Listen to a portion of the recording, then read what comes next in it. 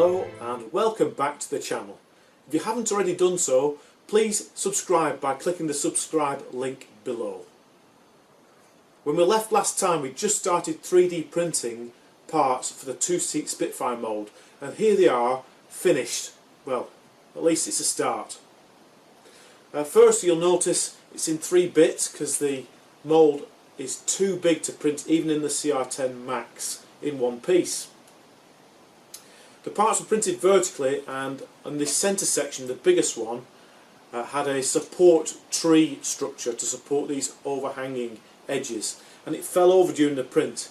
Thankfully the print didn't fail, but it has left all these furry bits, so we're going to get rid of those first.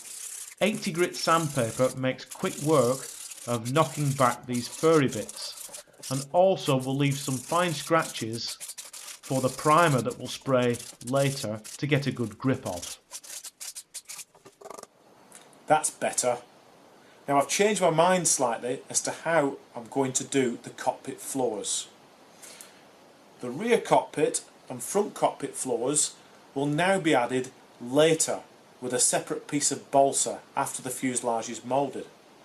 I'm going to remove these 2 blocks of plastic using the bandsaw to make the fiberglass easier to lay down with fewer internal corners.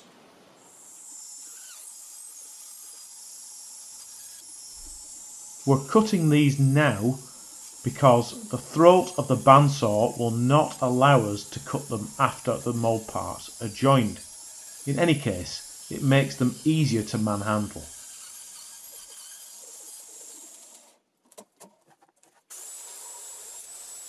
This electric power file makes quick work of making large adjustments. As we get closer, however, I'll switch over to the Dremel with a sanding drum and then over to sandpaper by hand to finish the job.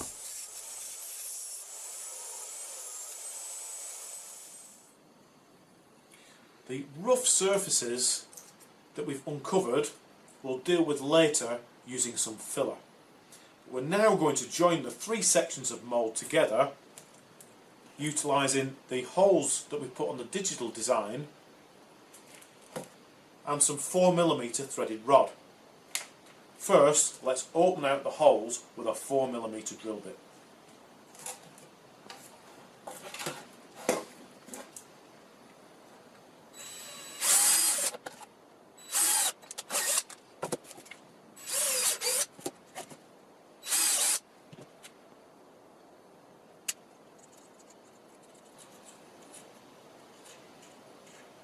I think we'll glue these pegs with expanding glue.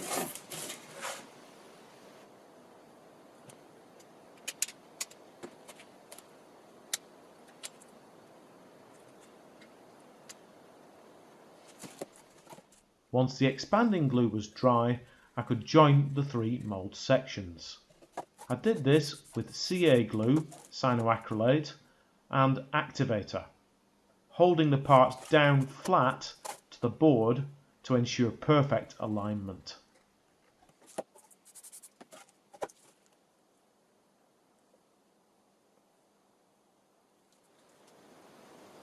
Now that the mould parts are aligned and joined, we're going to make sure that it stays nice and stiff.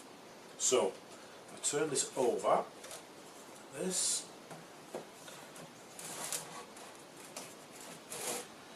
Here I have some resin bonded plywood, and I'm going to glue it into this channel using expanding glue. So first I need to wet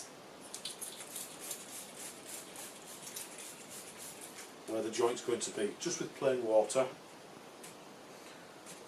and then let's see.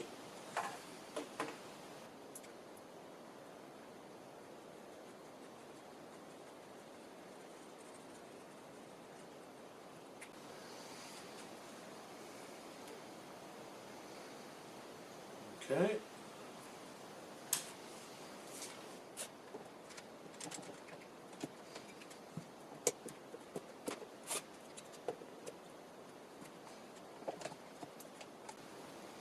There we go, and now we'll let that set.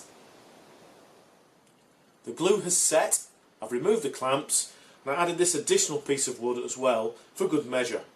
Let's just knock all the bits off now with the Permagrip block.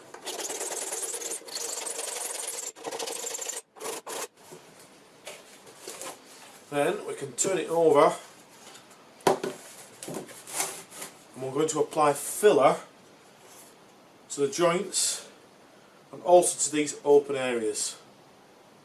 So first, let's mix some 2-part filler. Filling any gaps between the mould parts will prevent resin from seeping down between them when we lay up the fiberglass cloth. This will ensure easy mould release.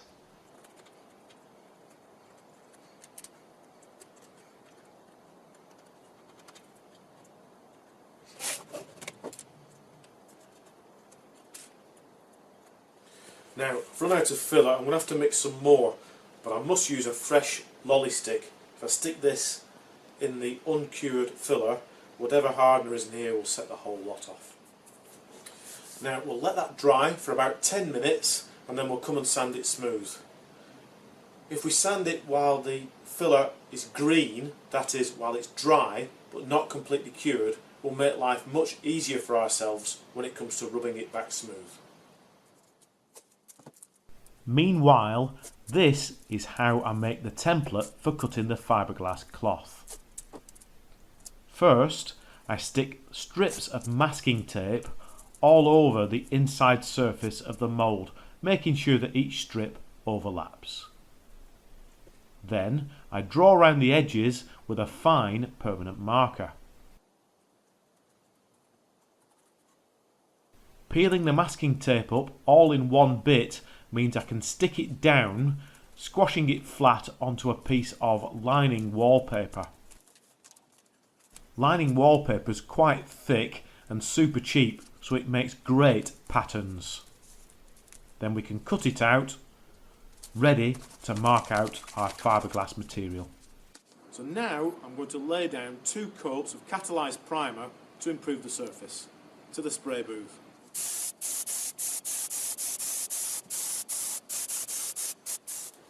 So all the primer's now set, and I've also done the 2 books for the vacuum formings for the canopies. So it looks like I've tons of wet sanding to do now, and of course with the template to cut the fiberglass next time we should actually be able to produce some finished parts. I can't wait.